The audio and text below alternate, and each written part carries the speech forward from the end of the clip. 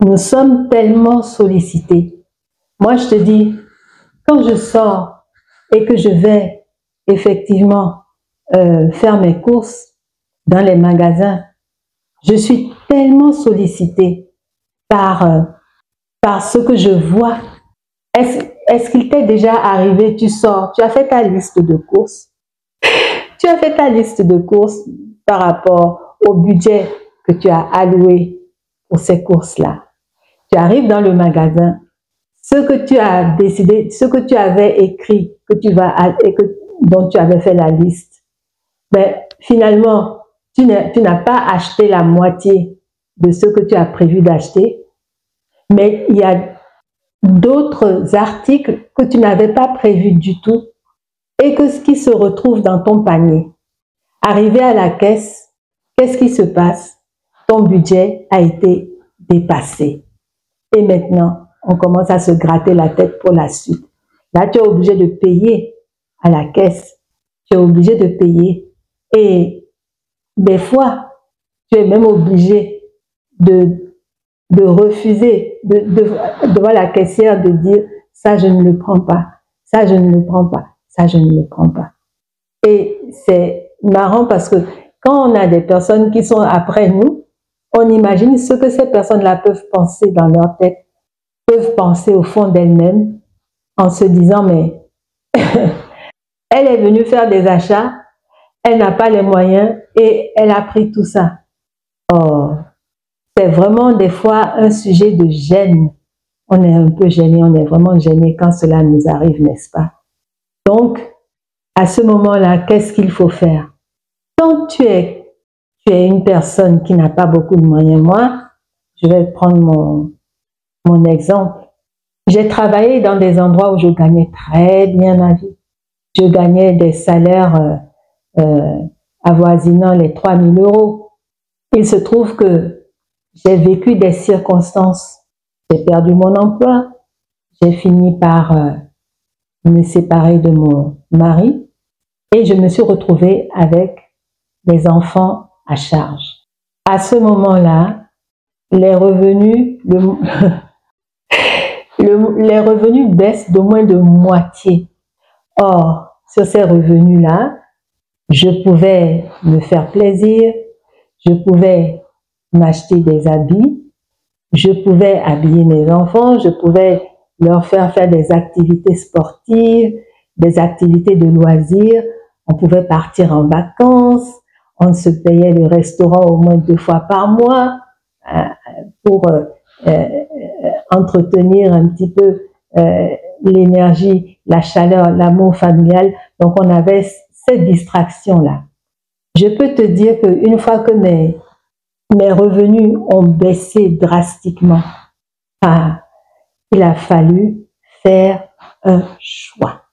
Il a fallu faire un choix dans les dépenses pour savoir qu'est-ce que je gardais et qu'est-ce qui était indispensable et qu'est-ce que je pouvais abandonner sans aucun regret, sans frustration.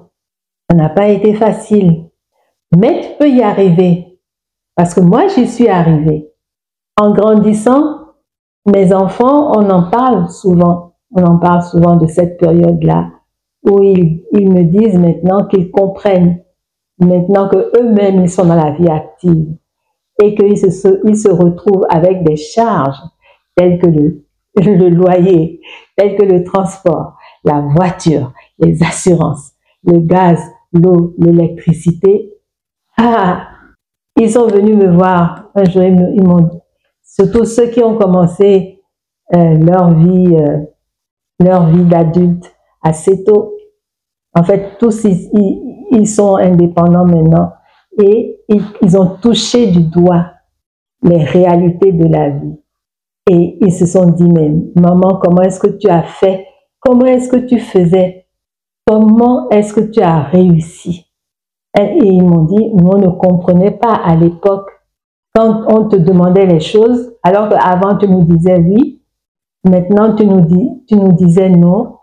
Des fois tu nous expliquais pourquoi tu disais non, mais on ne te comprenait pas, on ne croyait pas et puis on se disait mais elles nous racontent des histoires.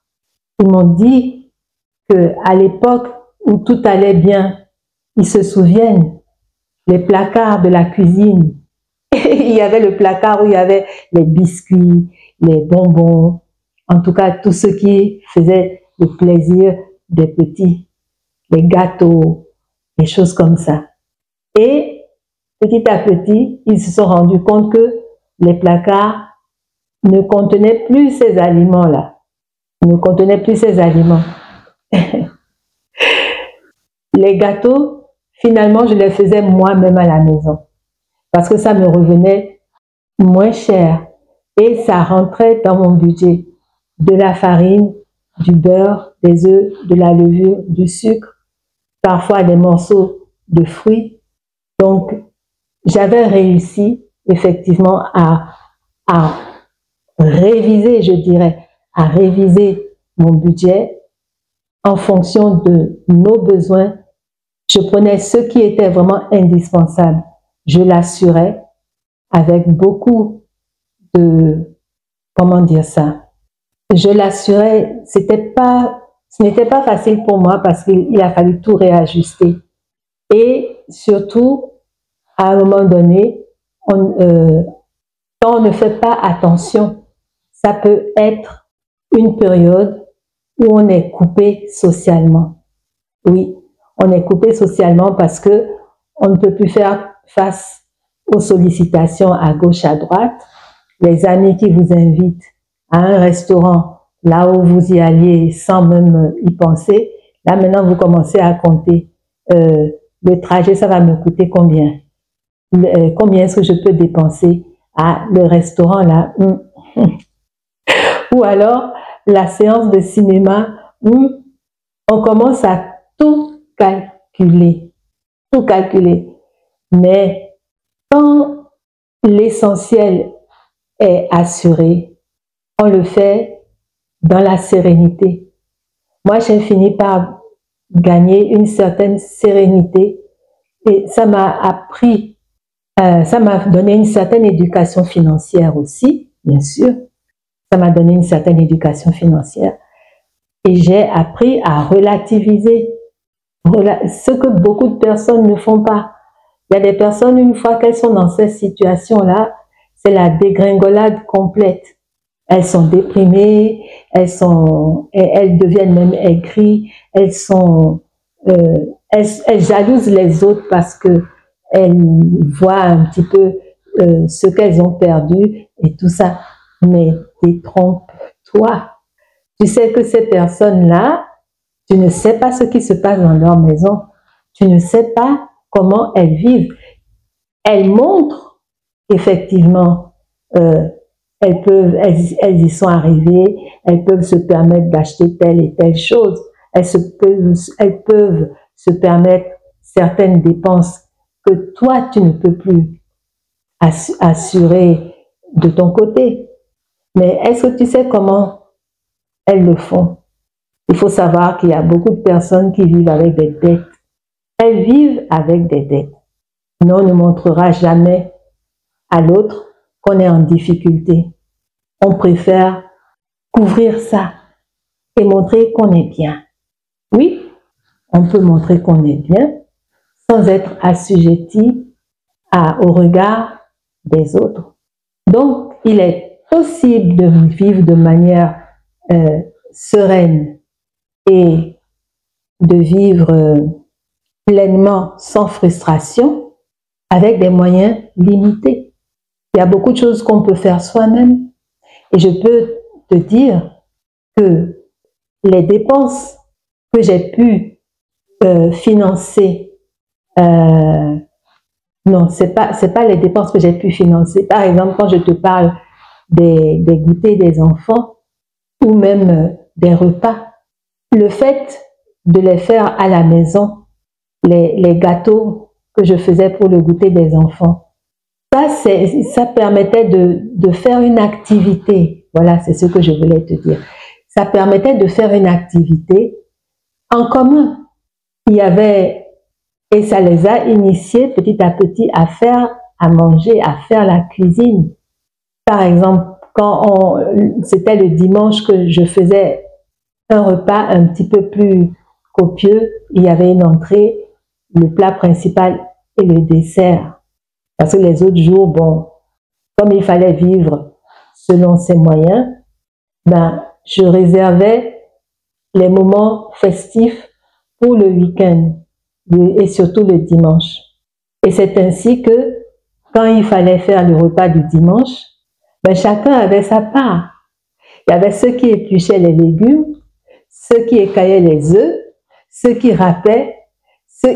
Donc, c'était l'occasion de pratiquer, en tout cas de faire des activités qui nous ont, oui, ça a été l'occasion de réaliser ou d'accomplir des activités en commun qui nous ont rapprochés, les enfants et moi. Donc, c'est comme ça que nous avons pu avoir une vie épanouissante, sans trop de frustration, parce que j'arrivais à assurer un certain nombre de distractions. Les loisirs, c'est-à-dire les activités sportives, ils ont continué quand même à les pratiquer. Les vacances, bon, bien sûr, les restaurants, on a diminué la fréquence. On a diminué la fréquence et je choisissais des restaurants où, disons, le rapport qualité-prix était vraiment correct et qui rentrait dans mon budget. Et des fois, c'était les enfants eux-mêmes qui me disaient « Non, maman, ce mois-ci, on peut ne pas y aller. » Bref, ça nous a amenés à nous entraider. Vraiment, à la fin, je peux dire, en conclusion, je peux dire que ça a été une période de grande richesse familiale. Une période de grande richesse familiale parce que nous sommes éduqués les uns les autres.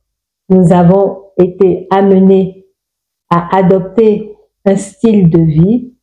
On ne roulait pas sur l'or, comme on dit, mais on n'était pas non plus sur la paille. Donc, voilà un petit peu ce que moi je pouvais te livrer par rapport à mon expérience de vivre sans frustration avec des moyens limités. C'est vrai, il ne faut pas non plus être trop ambitieux ou vouloir absolument copier les autres ou vouloir absolument afficher qu'on on vit bien, ceci, cela. Ça, c'est vraiment, comment dire ça, un manque d'intelligence d'avoir ce genre de raisonnement. Parce que chacun vit chez soi et chacun sait ce qu'il vit chez lui. Donc, c'est pas parce que un tel ou un ami fait ci ou fait ça ou une connaissance fait ci ou fait ça que moi aussi forcément je suis obligée de le faire. Non, on n'a pas les mêmes moyens, on n'a pas le même environnement social peut-être, on n'a pas la même éducation, on n'a pas été formaté dans le même moule. Et d'ailleurs, je n'aime pas trop ce terme-là, mais on n'a pas reçu la même éducation. Nous ne sommes pas les mêmes personnes. Ce qui me plaît à moi et qui m'épanouit peut ne pas plaire à l'autre et ne pas l'épanouir. Donc, dans le cadre de vivre de manière sereine, sans frustration, avec des moyens limités, pensons plutôt à nous, à notre famille, au bien-être de notre famille. Et il faut surtout associer les membres de la famille en leur expliquant les choses et en faisant une éducation, en donnant une éducation qui permet de rebondir ou d'avancer avec les moyens qu'on a. Voilà. Donc, c'est ce que moi, je pouvais te donner de mon expérience, te dire de mon expérience dans ce domaine-là. Donc, j'attends tes commentaires. Peut-être que tu as d'autres idées que tu peux me communiquer. Je les attends dans les commentaires. Donc, je te souhaite une magnifique journée et surtout, prends bien soin de toi.